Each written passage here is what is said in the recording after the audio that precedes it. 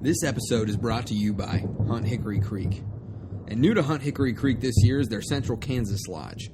They're going to be running hunters from the end of October all the way through January, and their main hunting area is located between Quivira National Refuge and Cheyenne Bottoms.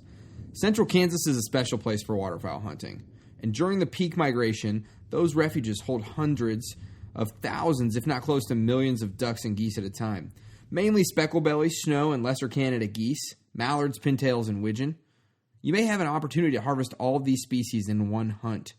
You'll be very comfortable every morning in their Avian X A-frame blinds or laying on backboards, and they hunt over 1,200 of the industry's finest decoys. So visit their website at www.hunthickorycreek.com for booking information and follow them throughout the year on Facebook and Instagram. And don't miss your opportunity at a hunt of a lifetime with Hunt Hickory Creek. If you're going to hunt Kansas, hunt Hickory Creek. Welcome to the Fowl Front Outdoors Waterfowl Podcast, where our goal is to recruit and educate new hunters while entertaining the rest of you. Without new hunters and the mentorship of those more seasoned, this passion as we know it faces an uncertain future. So get the word out, turn the volume up, and enjoy the show, because you're on the Fowl Front.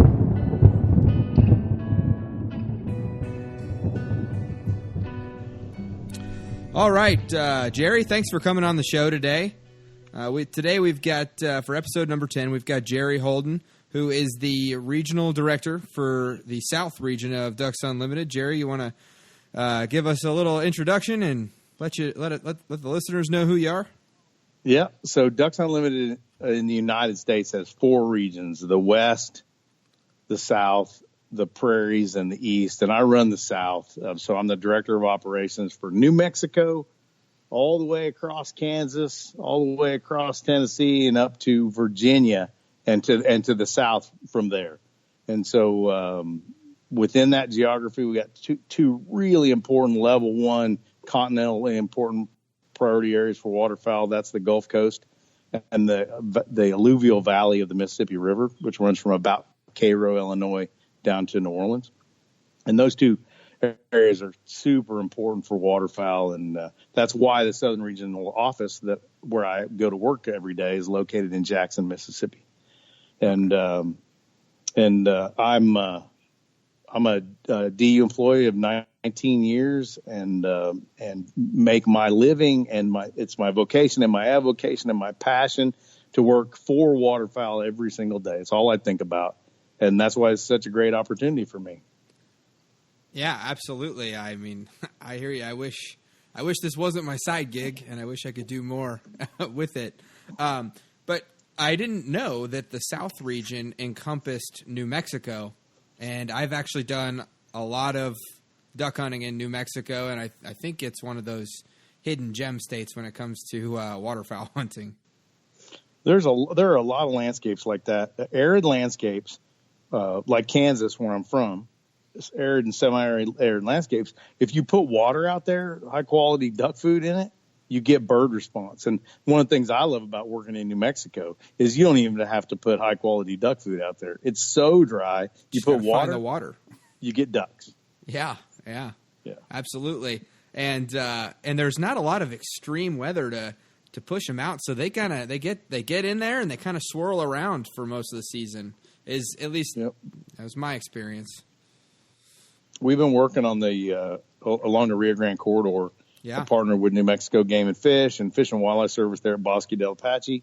And so the New Mexico, you don't truly work everywhere in the state. That river is that's your lifeblood. Right. And so we've been working there for several decades now, doing what we can. We helped with the acquisition of Price's Dairy Farm. That was the name of it, but they made a new urban refuge right there in Albuquerque. And it was $18.2 million. Look, we didn't have $18.2 million in it, but we did help the Fish and Wildlife Service with that, because it's important to have public lands, public access for people. Not everybody's got a rich guy duck club. And so that's one of the other important angles that Ducks Unlimited tries to do, is to take care of Joe everybody. I totally agree. Now, speaking along just around New Mexico and out near El Paso, did you ever do any work with the International Boundary Water Commission down there along the Rio Grande or anything like that? No, I'm familiar with it, but we have not done any more work with them. Yeah, that's one area that that place, all the way from El Paso to down to, I can't remember the state park, but that is all prime. There's a lot of ducks along that Rio Grande there, and there are, and people think about Ducks Unlimited, and they think about the prairies of the U.S. and Canada, and we need to get to that, and that's super important landscape. It's the most important landscape on the whole continent. But as I said, there's a whole lot of the United States that has really important wetland complexes, like the ones we're talking about, like Cheyenne Bottoms in Kansas, or the Rainwater Basin in Nebraska, or the Great Salt Lake in Utah. We can go on and on and on. Waterfowl are a continental resource, and that's why DU works. That's why we have 4 regions. Right. So I guess we'll get a little personal. How'd you get started duck hunting? So my granddad was not a duck hunter. He's a rabbit hunter. And my dad, when he got out of the service in 1967, happened to get stationed in a place that had some ducks in the middle of Kansas. And so he just sort of figured out how to duck hunt. And then when I got old enough, he started taking me. And in 1978, we walked up on a beaver pond and flushed some mallards, and each of us shot a greenhead. And there's something about that moment. I don't have the words. I am not articulate enough to explain to you what happened, but in that moment, that duck enchanted me. And there's a guy named Jose Ortega y Gasset. He's a philosopher, and he wrote that I do not hunt in order to kill. On the contrary, I kill in order to have hunted. And that moment, that's exactly what happened. There's something about the consumptive activity that really it did something to me. And so I was that kid. As soon as I could drive at 14, I was going duck hunting, and as soon as I could, I got a dog at 16 and read every book I could to train it. And it just became the principal focus of my life was waterfowl, all things waterfowl. From making duck calls to training dogs to figuring out the better decoy spread to being the best wing shot I could be, that duck started to drive my life starting in 1978. All right, so you shoot your first duck in 1978, and then you wind up at Kansas State, and then how do you get started working for DU? You said for the last 19 years. Yeah, so what happens is I go to K-State. And I was a pretty good student in high school. I wasn't such a good college student. Some people can relate to that. Yeah. Flunked out pretty good, and ended up working for Walmart, and was pretty successful doing that, and really enjoyed doing that kind of work, and was in management for them for a number of years. And then I had enough money, I guess, to retire after 7 years and kind of beg my way back into school, and was able to get all 3 of my college degrees. And then I went to work for the Air Force in Grand Forks, North Dakota, because you'll find I've lived a lot of places, but they all have lots of ducks. Like I'll go anywhere. I'm not rooted, but it's got to be a ducky spot. So I was working in North Dakota, and I saw Ducks Unlimited was hiring a remote sensing analyst in Jackson, Mississippi. And that happened to be what my graduate degree is in. And so the Air Force had hired me to use satellite technology and computer technology to help them. And so I saw that job, and I thought, you mean I can have a job working for DU? And well, I didn't even believe it was true. And so I applied, and Ducks Unlimited hired me back in 1999. And to quantify, to look at the landscape with a satellite, and to quantify the waterfowl habitat in the winter, because we were looking in the south. Mm-hmm. And so that's how I started working for Ducks Unlimited. And today I'm an administrator, and being an administrator is not all that attractive a job for a lot of people. It's budgets and personnel actions and that sort of stuff. But I get fueled because though I don't deliver projects anymore, I get all of the good mojo from that, right? The team that is working in the South, they deliver those projects. But that's the shortest version of how I came to Ducks Unlimited 19 years ago. Right. You get to deliver the money and the talent to the projects. So. Yeah, you really got to look at the output from the machine.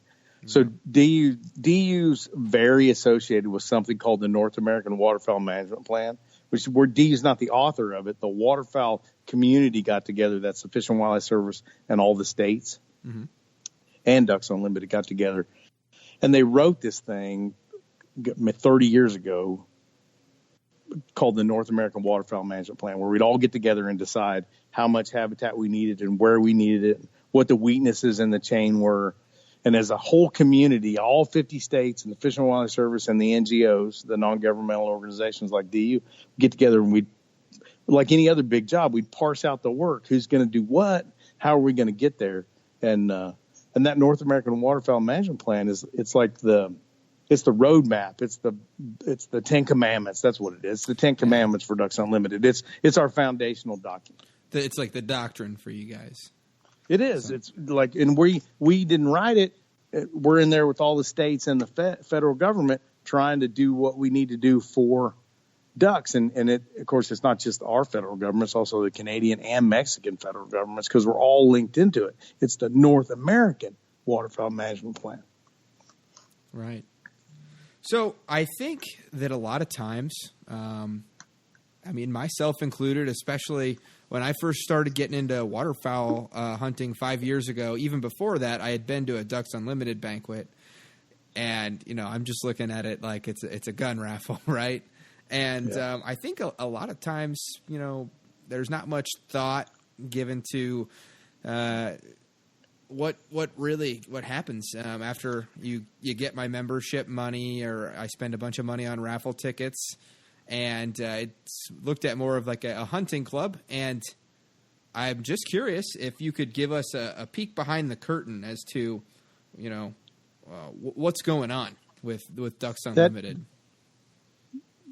Ben, that is the greatest. That is the paradox, right? That is the paradox of Ducks Unlimited. To the world, and even to some of the people inside, we appear to be a hunting organization, and look, for the record, it is wonderful and fine to get together a group of friends and like-minded individuals and throw a party and raise money for this cause. And you don't really have to get into the molecular level granular detail, but you ask, and that's a really good question. And so what Ducks Unlimited really is a habitat organization. You'll find that we don't almost never get involved in regulatory questions. There's always reasons and causes for us to get into things, and we usually step aside and say, wait, that's not a habitat issue. What we are is the world's largest habitat organization for waterfowl. Most of that's wetland habitat. Some of that's grassland habitat. But that's what we do, acre by acre. Our charter was to try to make a difference for waterfowl at the continental scale. The mission statement says wetlands sufficient to fill the skies with waterfowl today, tomorrow, and forever, right? And these habitats benefit those ducks that we work for, but they also benefit people. So one of the things that's often missed is when we deliver wetlands, we provide habitat for 700 species, according to the Fish and Wildlife Service, right? We effectively deliver clean drinking water to you and cleaner air for your community. We deliver coastal resilience, economic viability for underserved communities, because we work in rural North America. And so I think that difference between what you see when you open the Ducks Unlimited magazine and what we really are is both a great strength and a great weakness. Right. I think there's several other NGOs that participate, such as I guess Delta, and what's the other one? I can't remember what it is, but I know a lot of people, they always ask me, oh yeah, but Ducks Unlimited doesn't particularly do anything for like regulations or like hunter access and things like that. So what would you say about that? Yeah, so we do it in the way that I mentioned earlier on. So we don't, right? We rarely will go try to muscle a state to get it to make them do something. The way we work is because one of our foundational beliefs is that we can be collaborative and not confrontational. Right. So the way we work is we just did a huge acquisition near New Orleans, Louisiana, where we bought 1,500 acres of swamp land and sold it to the state for about a third of what we paid for it, right? Did a bargain sale for those guys. Mm-hmm. So they could add 1,500 acres, right, or nearly 3 square miles of public hunting.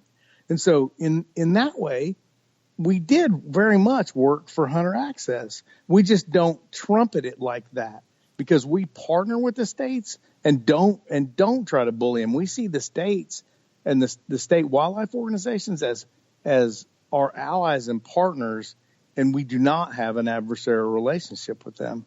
Right. And so that's my answer is that we work to the limits of our financial ability to increase the amount of land and the quality and quantity of public hunting in the public trust space, in the public landscape, without going in swinging a big hammer, right? We do it that way, and we've been amazingly successful at it.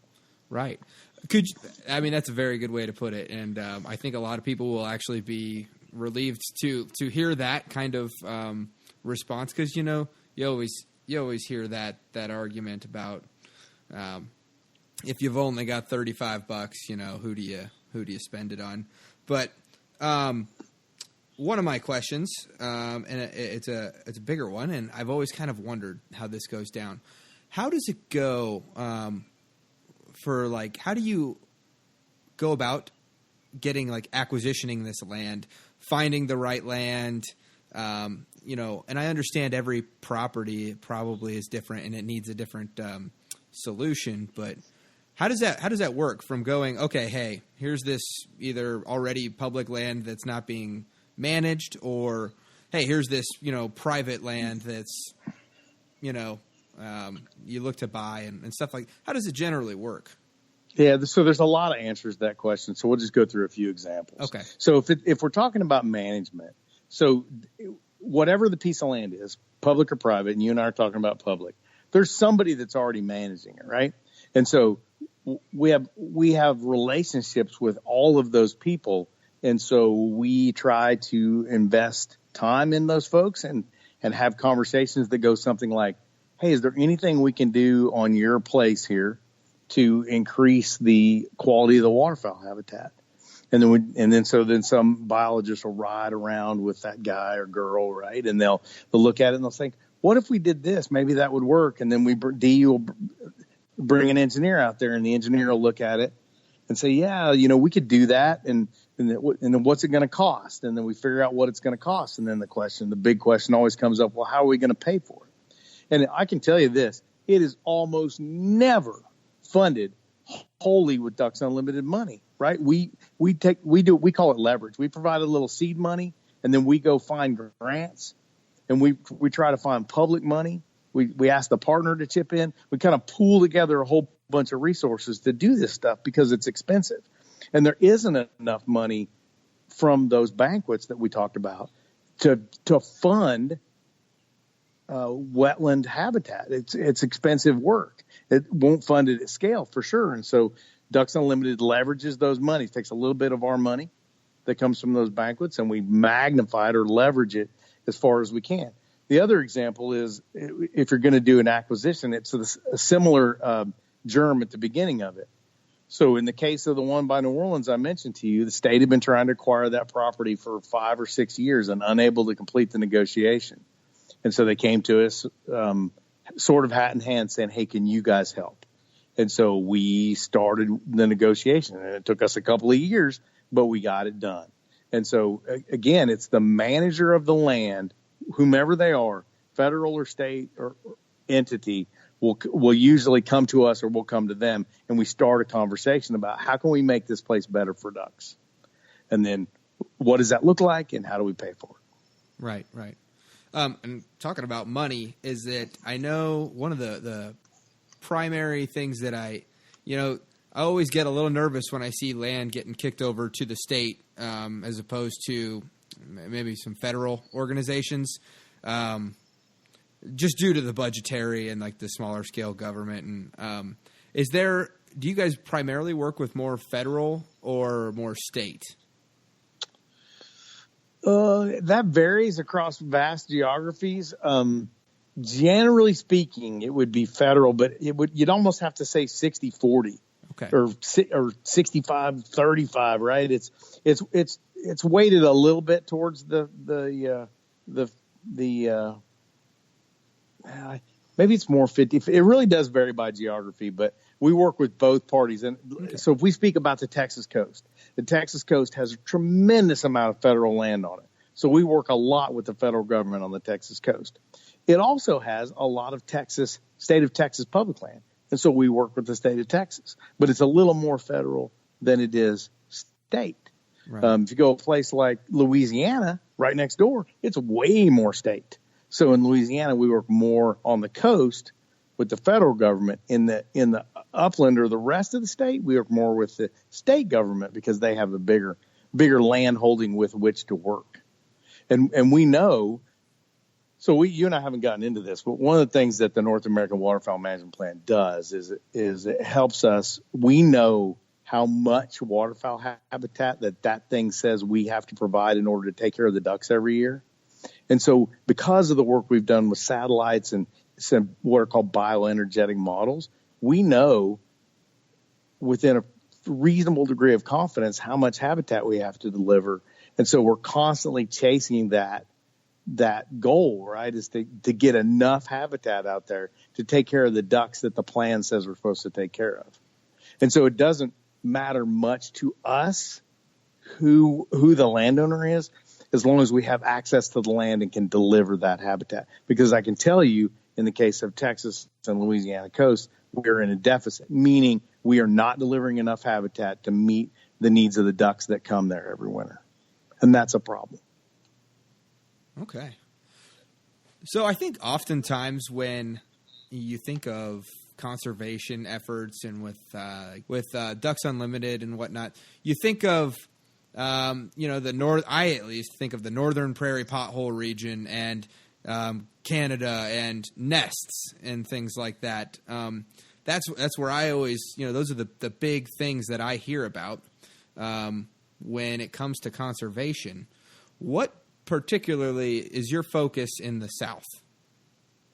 Yeah, so first, the reason you hear about nests is because that is a very big factor in what drives the population dynamics for any species. It's like where is that species born? What are the factors that keep the nest from being successful, to keep the ducks from fledging and being recruited into the population, right? There's a reason for that. And that's super important. But in the South, our job is to take care of, because we have such a big region, take care of migration in places like Oklahoma, and to take care of wintering habitat. And what's interesting about ducks, they're such a dynamic species. They cover such a large piece of the continent, which is to say almost all of it. You can't, if you focus too much on one part of their life cycle, you'll just discover the weaknesses in other parts of their life cycle. You have to support the whole thing, right? If you want to truly make a difference in population. And in the South, ducks are interesting in that many species spend more time wintering than they do breeding, like green-winged teal and gadwall, for example, spend more time on the Gulf Coast than they do on the prairies. And so the Gulf Coast can be limiting. It's not as limiting. Science tells us that what's limiting is the prairies. But I worry sometimes that the wintering habitats have become more limiting, and just science hasn't caught up to it, because we've been taking a fair butt whooping in terms of habitat quantity and quality in the South, these many years, whereas in the prairies we've done a little better because, as you noted, we have really focused on it. And so the reason that we have a deficit in the Gulf Coast is because we continue to lose marsh habitats, and we continue to lose rice. And rice is really important for ducks. One of the things you can remember from this conversation is that rice is an agricultural crop, a commodity but it happens to be produced in a wetland system, an artificial wetland system that has tremendous benefits for lots of things, including waterfowl. And so what's good for rice is good for ducks. Rice on the ground is good. But we've been losing marsh habitats and we've been losing rice habitats. And so basically just simply put, less food for ducks than they need. And so most of our focus in the South is providing food via enhancing marsh and enhancing rice habitats. It's not the only thing we do, but those are the two biggest pieces. Right. And so that kind of leads me to another question that I had.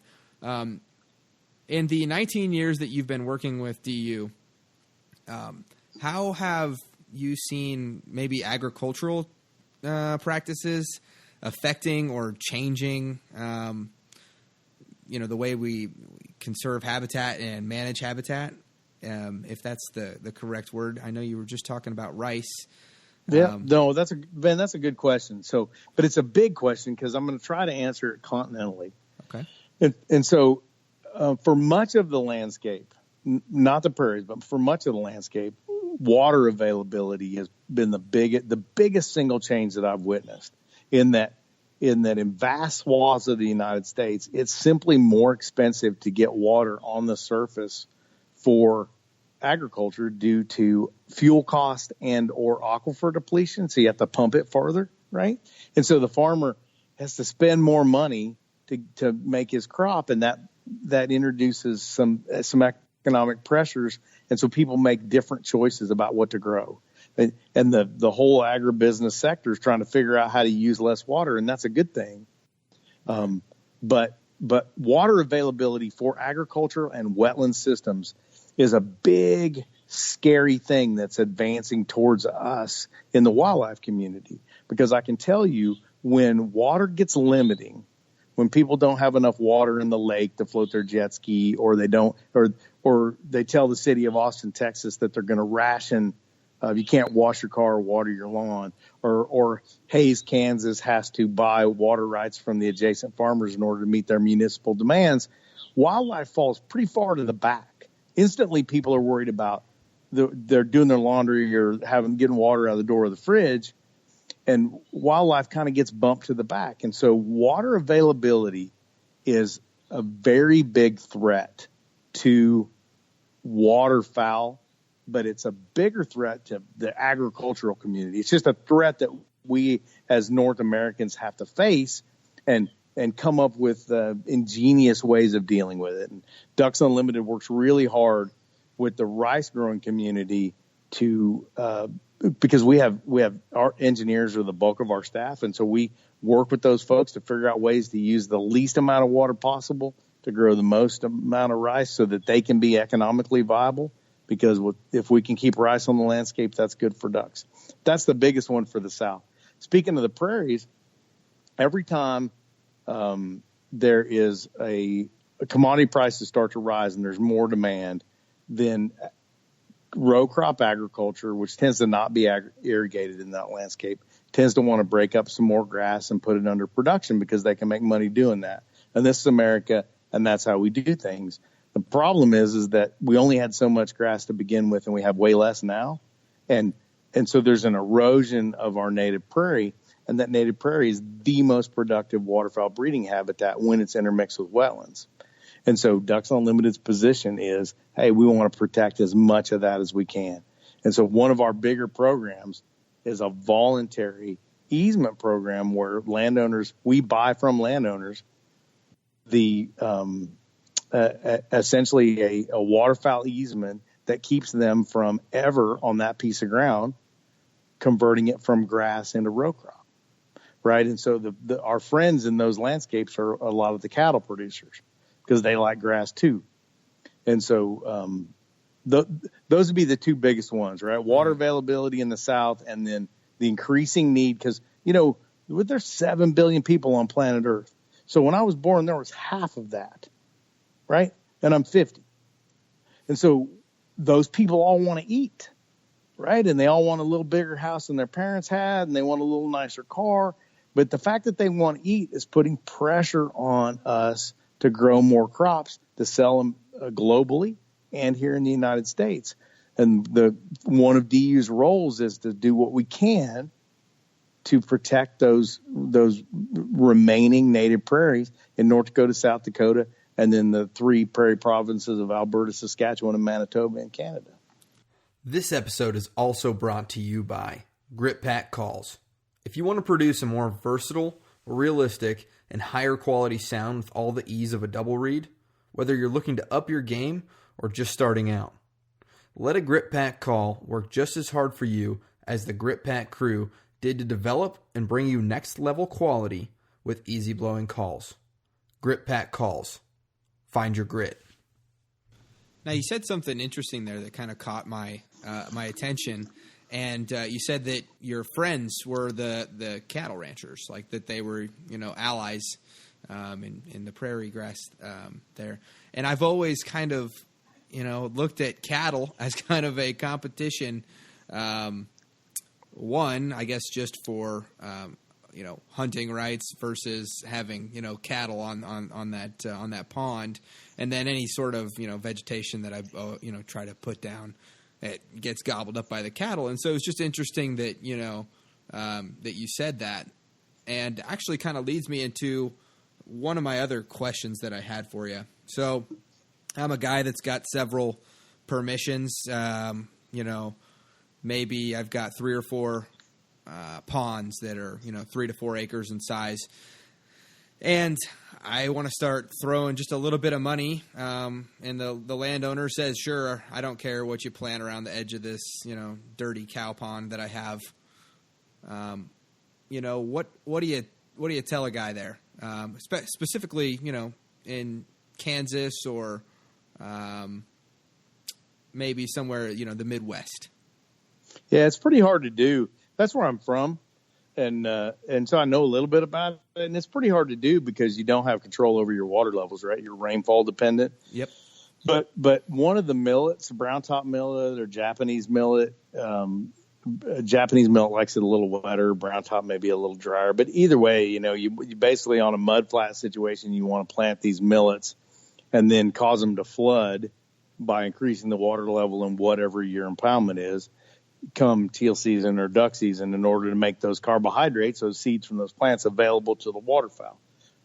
That's a good way to do it. That's why you see so many people planting like corn for waterfowl and then impounding that field because they make those carbohydrates available for ducks. But if you're Joe everybody in the Midwest and you want to plant food for ducks, you're going to go with Japanese millet, brown top millet, or one of the other millets because they're not a human consumed commodity.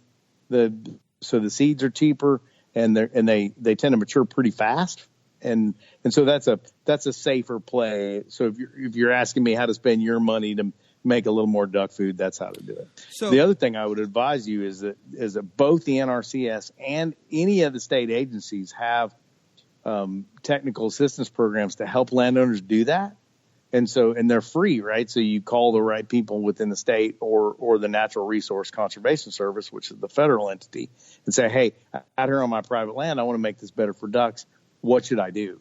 Because people psychologically really want to spend money so they can kill more ducks. We feel really good about it. I often find it fascinating because a lot of times wild vegetation is better, but people feel really good about spending money to grow carbohydrates for ducks. And before you spend your money, asking the state agency or the Natural Resource Conservation Service is a good play because it doesn't cost you anything to ask. Right. And so I was going to ask you, I just imagine, what did you call it? The North American Migration, it said council or plan? So the North American Waterfowl Management Plan. So I was going to ask you, I just imagine, the godfathers of conservation just sitting around this big long table talking about this. Is the little guy, the private land, and a guy like me, is that something that you guys think about, talk about? I mean, obviously you just mentioned the NRCS and the state agencies that'll give free advice for you. But is that another branch, that you betcha. Okay. So I hesitate to go down this path because I have to explain it a little bit, but it's worth it, I think. So with the advent of the North American Waterfowl Management Plan, they did a couple of really cool things.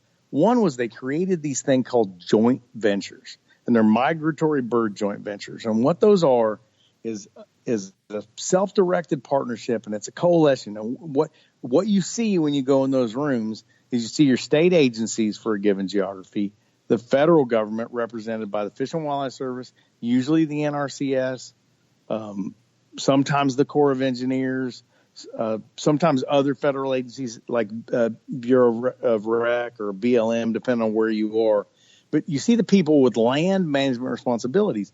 But one of the things that you see in there is what we call step-down objectives. So remember, we had this goal. We wanted to bring waterfowl populations back to the status they were in the late 1970s. And so there were some really bright people with a string of PhDs sat around and they thought about, well, what do we need to do that? What are the landscapes that are important? What's limiting to waterfowl in these landscapes? And so they wrote this fairly detailed thing, and it comes with these things called step-down objectives. And what that means is, for a given state, is they step down their big goal, this much waterfowl habitat. And they say, okay, state, how much can you do? And the state says, okay, I can do this much. And you say, feds, how much can you do? Where is it and what is it? And they parse that out. And then they say, well, what do we allocate to the private landowner? And so it varies by state, but that's the three legs of the stool. It's the landowners, the private landowner, the federal landowner, and the state landowner all have step-down objectives. All have step-down objectives in order to meet the objectives of the North American Waterfowl Management Plan. And so the little guy is in there in just the way we just talked about with the ponds that you had. He's in there because in many of the landscapes, we're at a deficit. We have not yet delivered enough habitat to meet the objectives of that plan. And so you need everybody pulling at this wagon as hard as they can pull at it. Right. Absolutely. And then, so that kind of, that was great. I appreciate you explaining to me, that, and especially going to get the free advice from the state and the NRCS and things like that. I was hoping maybe you could now talk to us a little bit about, how are we doing? How is, what's the health of the North American waterfowl, So this is a complicated question. And Sure. The reason it's complicated is because we have near record high waterfowl populations. But yet something's going on. And I'll talk to you a little bit about that. So we have near record high waterfowl populations, but at the same time, we have less prairie than we had 50 years ago. We have less Gulf Coast habitat than we had 50 years ago. We have less Central Valley of California habitat than we had 50 years ago. We have less Mississippi Alluvial Valley habitat than we had 50 years ago, at least some types in that landscape. That's 4 of the 5 priority landscapes within the North American Waterfowl Management Plan and within Ducks Unlimited's plan. Like it's amazing how it creates a paradox. How do you answer the question that we have near record high waterfowl populations, yet we have less habitat? Something is going on, right? It begs the question. So, and what's going on is since about 1995, right? And it's 2018 now, right? So 23 years, 24 years or so, 23 years, we have had various versions of wet prairies. And so we've had based on the period of record, we have an unprecedented period of wetness in the prairies. It's never happened before since we've been able to measure it. Maybe it's happened, but since we've been able to measure it, it hasn't happened like this. And so those wet prairies are causing really abundant production for waterfowl. And that abundant production is driving populations. But the question that you have to ask yourself is that sort of artificially propping up populations? What happened if we had normally drying prairies, right? The good times in ducks never last, and neither do the bad times. It's a cyclic resource. It goes up, and it goes down, and it goes up. It's the way it always has been. And we are on a very long, prolonged period of wetness that is causing us to have really a time of plenty in terms of waterfowl. But those of us in the profession really wonder, what is this masking? Because we know we have less habitat in these other important landscapes. And so what happens when the prairies get dry? That is a very scary question. Sure. I mean, you just gave me goosebumps, and I'm sure he fueled my nightmare there for a second. But, Okay. That leads me down to another a little bit darker question that I do have. What is it? What's the path that leads us down to the road where my grandkids don't get to shoot ducks? What's the biggest threat to waterfowl hunting in North America? So there's two. The one of them that's emerged lately with all of the news that we watch is the social license question. As hunter numbers have declined, there are less people that understand the connection that we have to the resource that way, and so people look at us a little askance sometimes, right? You are some sort of a barbarian for doing that because they don't understand that Jose Ortega quote that I gave you in the beginning, right? It's not about killing, it's about hunting, and that's different. But it is hard to put into words, and you really can't explain it to someone. So social license is a question, right? And so it's important for all of us not to be overbearing about it, but to continue to bring other people into our sport and show them the magic that we have found. And that's a duty that all of us share. And then the second question is the other big threat is when the prairies dry up and we have watched or in some ways participated as a society in the destruction of our other important waterfowl habitats, what really happens? If you look in detail at the numbers of northern pintails, you see something that's pretty fascinating. Northern pintail survey numbers in 2017, which is the last year we have data for, was about 2.9 million. And that's okay. That's an okay number. But that's 27% below their long-term average since we've been surveying birds, roughly for the last half a century, right? And so there's something, there are some populations of birds that once you push their habitat far enough, you'll push them below a viability threshold and you won't have them. You see, we'll step out of the waterfowl realm. We'll talk about northern bobwhite in the South where I live today. It used to be the number one game bird species. And today no one hunts quail because there aren't any. Why aren't there any? Well, because quail habitat vastly declined. And I can tell you this, the one thing I've learned is that it's the habitat. It's the habitat. It's the habitat. If you don't have the habitat, you won't have the birds. The problem with habitat is that the founders of Ducks Unlimited had such an audacious goal. Those guys sat around a table in 1936 and said, how do we materially impact waterfowl populations at a continental scale? And they thought they could do it by wetland restoration in the prairies. That's what they thought they could do, right? And it turns out that that's not really the limiting factor. Grassland where you have wetlands may be more limiting, but the science keeps teaching us stuff. And it also turns out that the tenets of the North American Waterfowl Management Plan teach us that it's not just the prairies. And so the biggest threat to your grandkids hunting ducks is habitat, because we have more people and they want bigger yards and bigger cars and another Walmart store.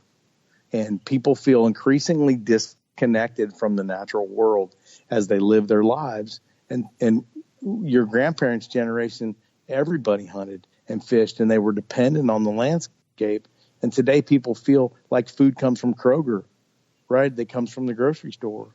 And so it's because people don't care about habitat that we have less habitat, and less habitat will eventually mean less ducks. And so I finally talked myself around in enough circles to get you there. It's the fact that people don't care enough about these landscapes to save them, protect them, and enhance them for waterfowl. That's the biggest threat. Right. That's very well put. So, speaking along the lines of habitat and whatnot, do you want to highlight some of the big projects that DU's got coming up this upcoming year? So I can do that in a way. So, we talked a little bit about the prairies. We've got a program in the U.S. prairies where we are acquiring as fast as we can. We have a backlog of willing landowners that we purchase easements for, right? So we give them money. We write them a check, and that check comes from nowhere else but the people that support Ducks Unlimited. So that check comes from your checking account to my corporate checking account to those landowners. And the purpose of doing that is to keep that land from ever being converted from grass and water, which is what ducks need. And because there's a backlog, we can't move fast enough. We're moving as fast as we can. And so what limits us there is money. And so that's not coming up next year. That's coming up every year, right? Until we run out of people lined up at our door to do that. That is always super important, right? That is super important stuff. Switching to the south, here we work a lot with public landowners, state and federal, in order to enhance and magnify, increase the quantity and quality of public waterfowl habitat and public hunting. And so you'll see projects at all of the famous WMAs, right? So recently we've done projects at Bayou Meta in Arkansas, the most famous green timber public spot in the world, probably. At Passaloo WMA at the mouth of the Mississippi, probably the oldest, biggest, and best duck hunting place in the South, though it's hard to get to. And so you'll see Ducks Unlimited working at places like J.D. Murphy WMA in Jefferson County, Texas, which that's one of Texas's most important, probably its most important public waterfowl area. And so D is always going to be there trying to make things better for just duck hunters in general. Doesn't really matter if those duck hunters support us or whether they go to the coffee shop and gripe incessantly about what we do. We're still going to do the right thing because we really work for ducks. And so our job every day is to take care of waterfowl, and waterfowlers then therefore benefit from that. Right. No ducks, no duck hunters. So right. Well, I have another question for you. If you can hear me out for about another 10 minutes. Sure. You seem like a very well-read man. I'm going to start this thing where I ask, hey, can you give me two of your favorite, either books or something, hunting related that you think every new waterfowler or every waterfowler, should read? Well, there's a bunch. So you asked me early on, like how I got into this, and I did become enchanted 40 years ago by waterfowl. But as a child, I read the Hunter's Fireside Tales by Gene Hill. And Gene Hill's passed away now. He used to write for, I believe, Outdoor Life. But they compiled a bunch of that stuff into a series of books, and that's just one of them. And if you want to understand the magic of ducks, of waterfowling, reading Gene Hill, reading a guy named Corey Ford, who was the generation before that, was writing in the 1950s.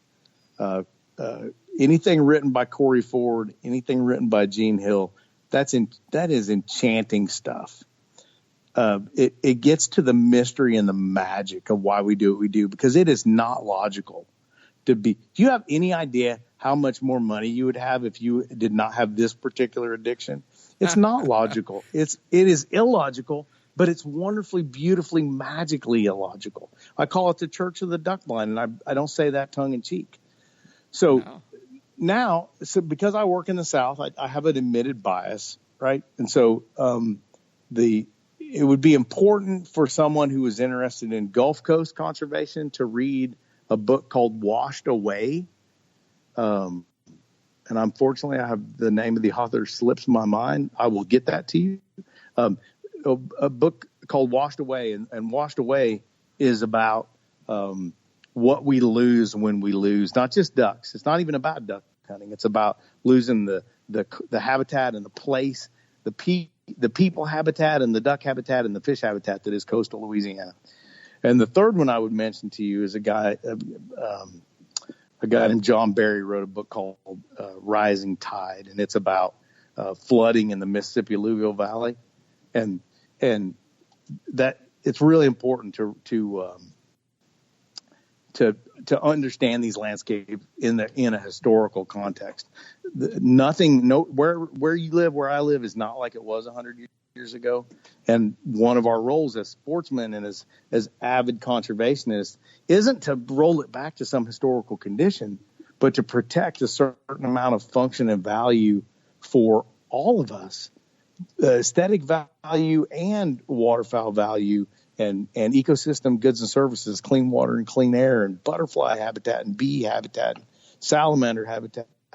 And it's just really important. And so if you did read all of that stuff I laid out there for you, you'd have a better sense, I think, of the real threats as well as the elemental importance of these landscapes. It really isn't just about ducks. Ducks are what bring me to the table. They make me exceedingly passionate about what I do, but you can't do ecosystem work. You can't do wetland and upland and forested and grassland habitat without benefiting every single person in this country. They just don't know. Right. I mean, that's a great point. And I was furiously writing these books down until I realized I can go back and listen to what you just said. So, So we do have a lot of new waterfowl hunters that listen to this show, and that's primarily, that's the genesis of this show. That's why we're here, is to get people out into the blind, or to help ease that transition from the couch to the marsh. So what would you, as kind of your parting advice for somebody that maybe has never even stepped foot out there, doesn't have a mentor, and is just trying to cut their teeth the good old-fashioned way? Well, regardless of your affiliation, if you get, I call it getting in the game. If you get in the game, if you say, I want to be a waterfowler, that means you want to take, right? Fundamentally, you want to take something from the natural environment, take it home and pluck it and eat it. And that's a great thing. Eating waterfowl is one of the great pleasures that I enjoy. But if you want to get in the game, if you want to take, you need to figure out how to give. And so I would tell you, the number one way to figure out how to waterfowl is get involved with some NGO, waterfowl-focused NGO, whatever flavor strikes your fancy, or your local retriever club, because you're going to find those are duck people as well. And so what that does, it puts you out there with more experienced waterfowlers, and you'll create social relationships in your life that you'll be able to find a mentor, and you don't have to learn it all through the school of hard knocks. It's not even wise to do that. Duck hunting can be sort of unsafe. It's a sort of a dangerous pastime. And so I would tell you to go find groups of other waterfowlers, and the best place to do that is at your local fundraising banquet or your retriever club meeting, so you can find the people that are very interested in what you want to do. Yeah, I think that's an important thing that you just said there, was the social part of it. And I mean, honestly, I came for the ducks, and then I stayed for like the relationships, because it's not deer hunting. I'm not sitting out in my blind all by myself, which has its time and its purpose. But there's just nothing better than linking up with 3 or 4 of your good buddies, or even making new friends and setting forth out there and really being able to chit-chat in the blind and form bonds over working ducks in. So one of the biggest frustrations I have, if I could ask and answer a question or imply a question here, one of the biggest frustrations I have is to work, like the staff that we have, the DU volunteers, the 55,000 volunteers in the United States, right? 55,000 volunteers and a few Ducks Unlimited staff working their tails off to try to make waterfowl's lives better on the North American continent. That's in Canada, the U.S., and Mexico. And why do we do that? Because that's where ducks need us to be.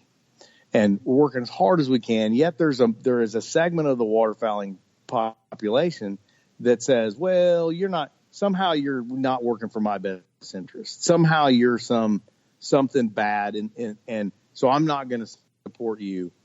And look, everybody has the right to not do that. But what is bothersome about that is the notion that all of that effort by those 55,000 volunteers and those staff and the state agencies and the Fed is somehow part of some vast conspiracy to keep ducks from doing something or to get them to do something.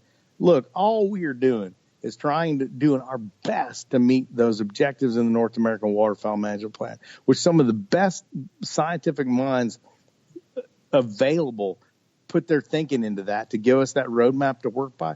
There's no conspiracy here. The problem is that we're losing. The reason that people get grouchy or a little disgruntled sometimes is I can't tell you that ducks are materially better off than they were 19 years ago when I started working at this. I can, in fact, tell you that they're worse off. But we're doing everything we can to the limits of the dollars, because dollars are what limits us. We're doing everything we can to make the world better for ducks. And so I would tell people that are listening to this show, if they can't get in the game, they don't want to get in the game, at least don't try to sabotage it. They're waterfowlers. They love the same things we do. And when they try to hurt waterfowl conservation due to some conspiracy theory that sounds fun around the coffee shop, they're hurting themselves. And that is a cruel irony, but a true one. I think that's another great point. I think it's the same guys or gals doing that are the same people that are, the ones that are out there. And I think the worst hunter harassment, and most hunter harassment, comes from other hunters. And indeed, Texas has some great laws about that. You better be really, really polite in the state of Texas when you do that. Was it 400 yards? And if you talk to them, you have to be polite. I mean, you can't be rude about it, because the conservation officers will, if you're accused of hunter harassment, you're going to get some cuffs and you're going to go get talked to, which at the very least is going to ruin your hunt, even if you're not arrested. And so we should all be civil to each other. And much hunter harassment, since we're on that subject, comes from the fact that we don't have enough quality public land habitat. And that's why that's one of the really important things that DU works on, is because we know we need more of it. It's just expensive, right? It's expensive, and then the state needs to manage it, or the feds need to manage it, and that's expensive. And it all wants to chew through a lot of money. But to the limits of the dollar, we do everything we can to make life better for duck hunters, all of them. And that's what we do. And that loops back to my point. So if you feel like that you as a waterfowler don't feel like you can give $35 to that, or you don't feel like you're benefited from that, that's okay, man. That's the greatest thing about America. You can make that choice. But when you work against that, that's the part that really is difficult to swallow. Is why spend your effort trying to hurt the very thing you purport to love? Yeah. Exactly. So, in other words, if you don't approve of something, just don't support it. Yeah, don't participate. Right. Don't poison the water. That's right. All right. So, besides my $35 a month, potentially more, whatever my membership costs, what else can I be doing? It's only $35 a year, and so look, that's important. So membership is super important, and it's important for this way that we haven't talked about yet. It's because Ducks Unlimited has, give or take, just under 700,000 members. And that $35 is probably as valuable to us in terms of political clout. I just got back from Washington, D.C. last week. It's probably more valuable to me when I walk into the senator's office, and I do not represent me, right? I represent 700,000 of you. And so that is one of the things you can do, is you can vote your conservation conscience, right? So the first thing you did was you joined a waterfowl organization with clout, right? That's good.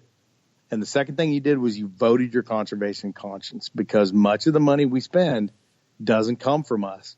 It comes from the federal and state governments. It comes from your voting power.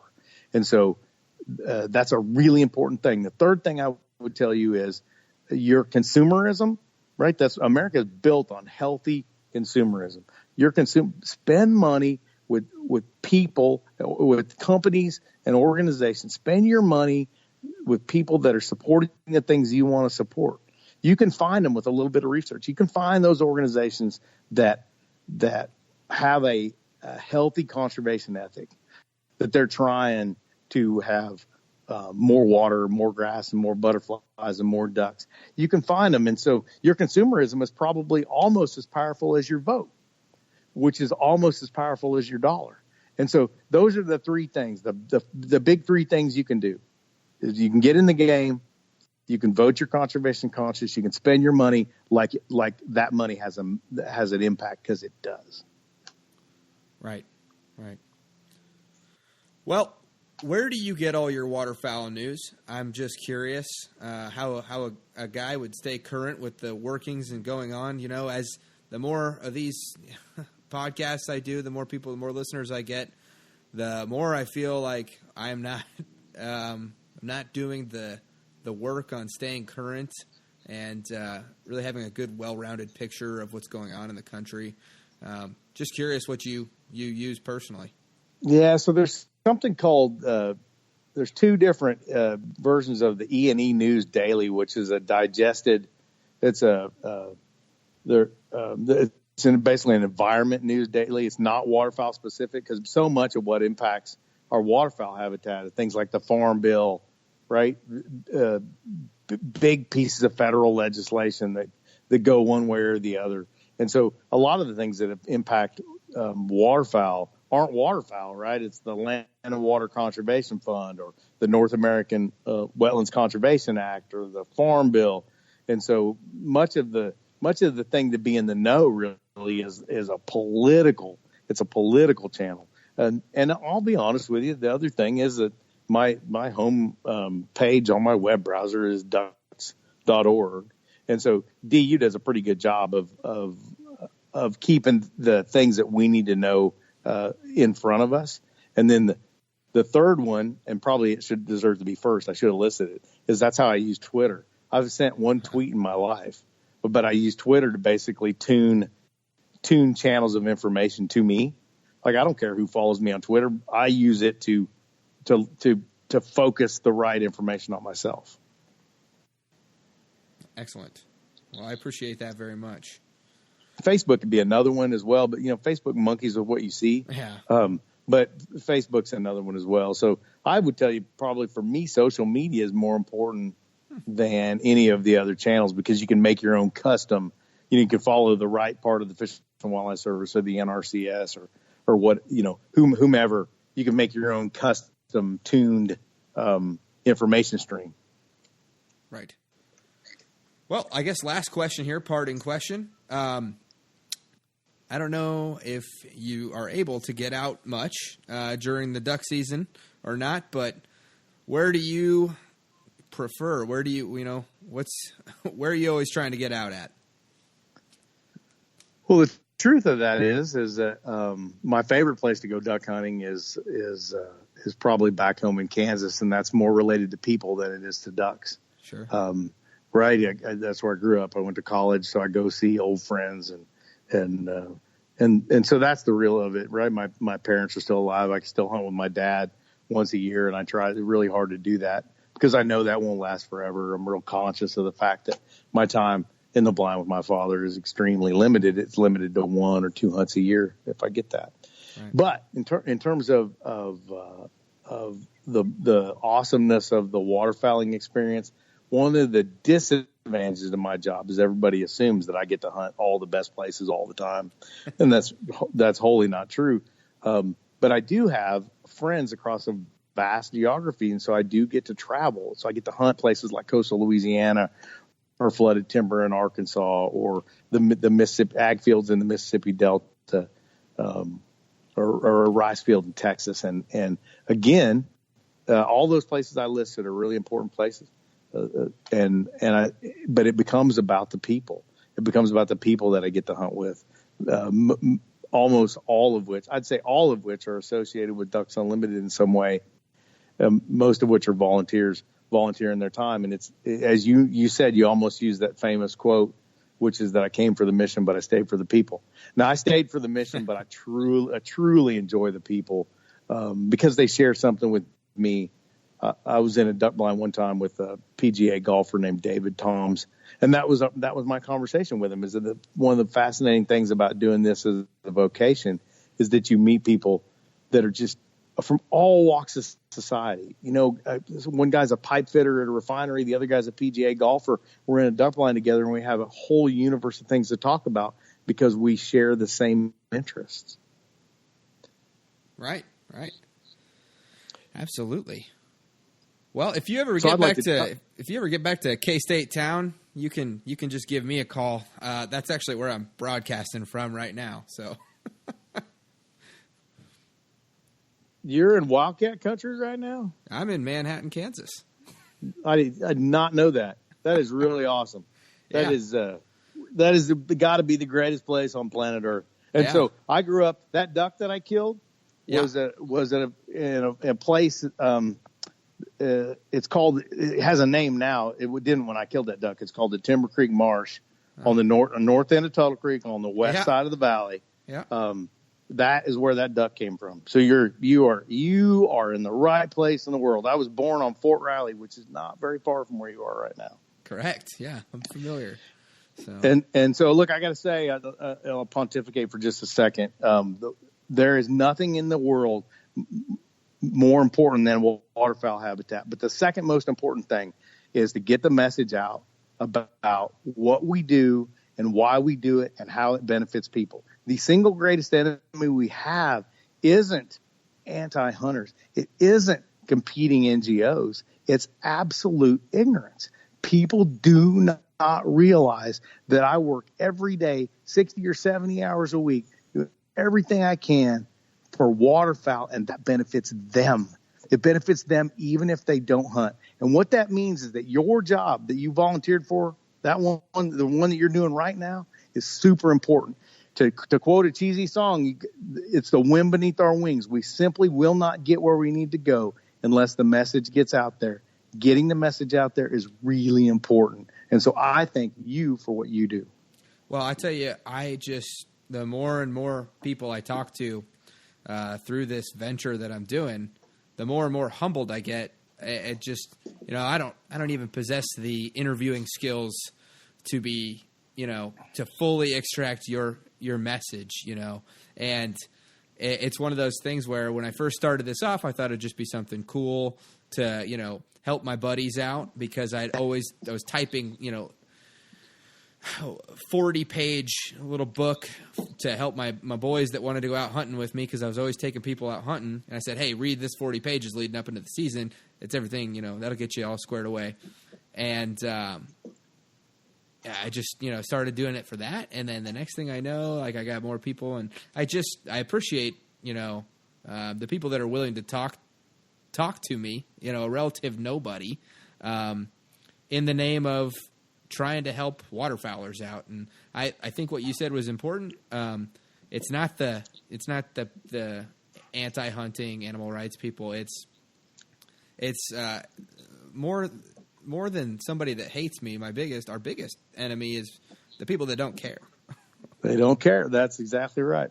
And that's why to the earlier part of our conversation, that's why it's so frustrating when we want to factionalize and we want to backbite and we want to talk about this is better than that or somebody shortstop and ducks or how come you're not doing more work at Cheyenne Bottoms, right? That's where I hunt. If you're not working at Cheyenne Bottoms, how are you benefiting me, right? And so you get all versions of those conversations. There are three universes of people that we serve. People that want all the work to go on in Canada. People think that all the work should go on in their backyard, and people think that we do it about right. And so if I walk into a room, I'm only going to make 1/3 of the people happy at any given time. It's just the nature of it. But again, we have less waterfowl habitat than we used to, and we need a certain amount, and we know how much that is. And so what we're working is trying to get to that place. And so we need every dollar and every vote and smart consumerism to push us that direction.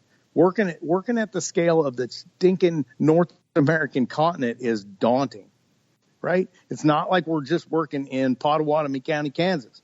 right? Working at that scale is really, really daunting. And so that is probably the thing that keeps me up at night is we're going as fast as we can, and it's clear we're not going fast enough. So what do I do? Where's the other gear? Right. And the answer is when society realizes that the habitat that we deliver is providing ecosystem goods and services that they themselves are dependent on, then we become important. And when that importance reveals itself is when you turn on the tap and you don't get clean water. Right? That's the first place it will reveal itself. And then all of a sudden, water conservation gets really important. Mm-hmm. Right in that moment that it galvanizes for you, it becomes really important. But you and I, we can see that coming, and so we know we can get out in front of it. And so that's why it becomes important to just continue to raise awareness for why we need, because people see those wetlands that we deliver as, quote, duck ponds, right? And so all they're there for is for you and I to have someplace to kill ducks on. Why would I support that? Why would I give my money so you could kill more ducks? That's not about it. That's not what it's about at all, right? It's about ecosystems capable of supporting waterfowl populations and all that other stuff. It's about sustainable, balanced ecosystems. And that's why it's so hard, because we have to do so much in so many places. And that's why it's such a daunting challenge for all of us. Right. Well, Jerry, I appreciate you very much for coming on. And, we'll get together offline and talk about some hunting opportunities in the future and maybe sharing a duck blind.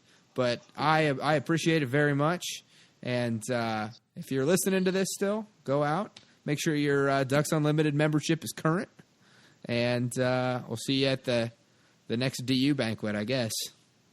Yep, and that's great. That's where I do. I travel to a lot of DU banquets. I speak at a lot of DU banquets all across the country, not just in my region. Most recently was in California. And I try to bring this message out, and one of the things I do a lot of these sorts of things, usually around the right before teal season window, mm-hmm. or right before big duck. People get really interested in that, and so I will always I'll bend my schedule as far as I can to make time for anybody that wants to have a conversation like this, and that includes you if you'd like to do it again when the next set of numbers come out, and we'll talk about stuff. Just if I can be of service to you in getting the message out, if I was anything but eager and gracious to do that, then I wouldn't be a very genuine person, because I just told you it was really important. Right. Yeah, maybe I'll get together with you this fall, and we'll talk about the numbers and what we got coming up, and kind of retouching all these points again real quick. Yep, whatever I can do. Thank you for your time. No, thank you very much, sir. Yep, we'll see you. All right, bye. Thanks for listening to this week's episode of the Fowl Front Waterfowl Podcast. Please come join us on our Facebook group, the Fowl Front Waterfowl Podcast group, where you can connect with a good group of hunters, because we're all in this together. We need to act like it so that hopefully our great grandkids will be hunting ducks over our favorite public lands. We also ask that you go ahead and give us a written review on iTunes and give us 5 stars if you think we deserve it. And we really do want to hear back from you so that we can give you the best possible content. And if you get in on that Facebook group, you can get in there and you can ask questions, and you can tell us what you want to hear next, or you can tell us what you don't like, and we'll be sure to tailor things to our listeners. So, all right. Stay safe out there, and we will see you next week.